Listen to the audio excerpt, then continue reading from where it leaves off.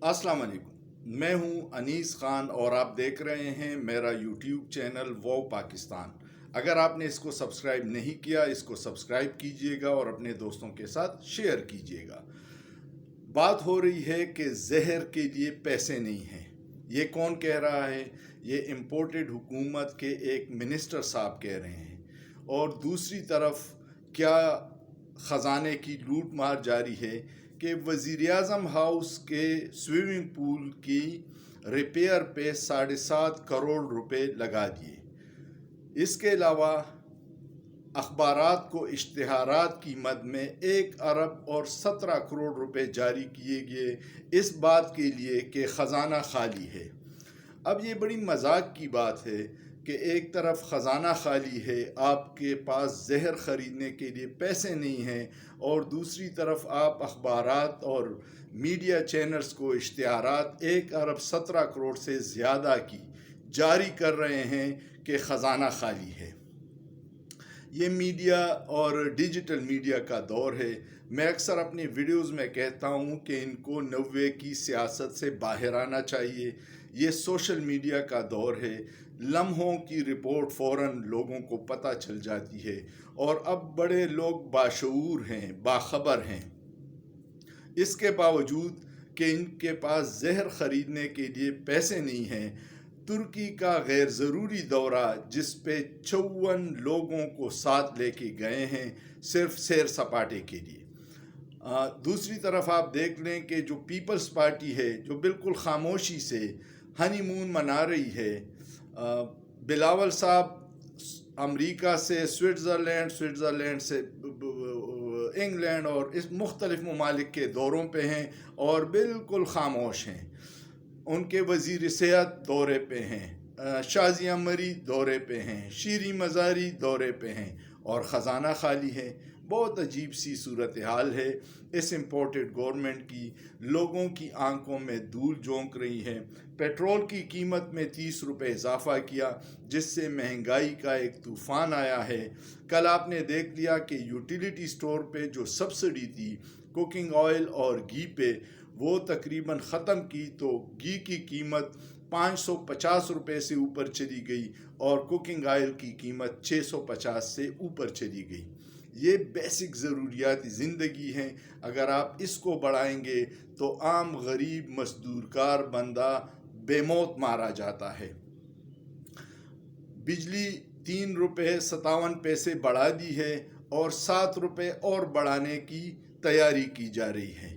Gas की कीमतों में भी इजाफे का ख़दशा है। पेट्रोल और डीज़ल जो पिछले दिनों 30 रुपये बढ़ाई थी, नेक्स्ट 15 जून से फिर 30 रुपये बढ़ाने की तैयारी कर रहे हैं। ये ऐसी चीज़ें हैं जो लोग जिस गलत फहमी में थे कि शहबाज शरीफ कोई बहुत बड़ा अच्छा एडमिनिस्ट्रेटर है या मुस्लिम लीग नून के पास बड़ी एक्सपर्ट टीम है, उनका जो सारा बयानिया था वो धड़ाम से गिर गया। मिफ्ता इस्माइल को समझ नहीं आ रही। कल उसने CNN पे बैठ के ये बयान दिया कि हम रूस से सस्ता गंदम ख़रीदने के लिए बातचीत शुरू कर रहे हैं। तो एंकर ने पूछा कि आप उनसे तेल क्यों नहीं ले रहे?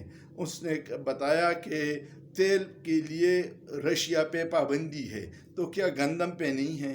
ये अजीब सा मजाक लोग ये कर रहे हैं और ये समझते हैं कि अब आवाम बेखबर है।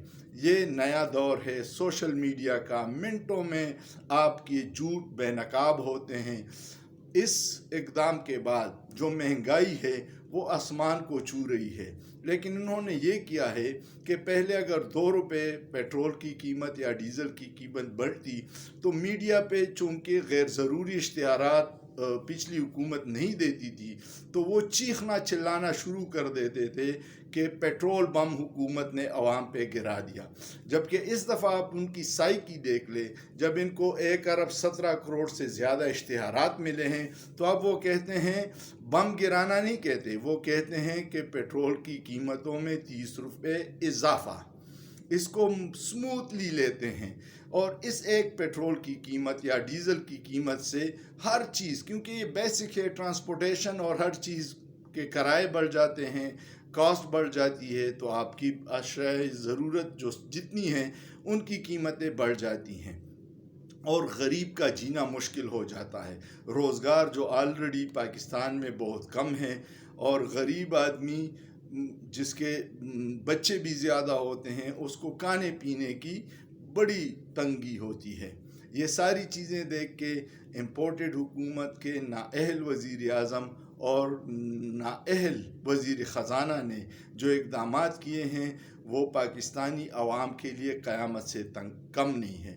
لیکن لوگ سوچتے ہیں کہ رجیم چینج میں جو لے کے آنے والے تھے، کیا پاکستانی عوام کی قسمت میں اسی طرح نااہل لوگ آئیں گے جن پہ کرمنل چارجز ہو؟ 60% کابینہ آپ کی ضمانتوں پہ ہیں، کل اگر عدالتوں سے ضمانتیں کینسل ہو جائے تو یہ تو سارے جیل میں چلے جائیں گے۔ تو اب یہ دور نیا دور ہے اور اس کی بدنامی جتنی نااہلی ہے، جتنی مہنگائی ہے، اس کی بدنامی رجیم چینج میں سہولت کار اور لانے والوں پہ جا رہی ہے اور عوام ان کو پہچانتے ہیں۔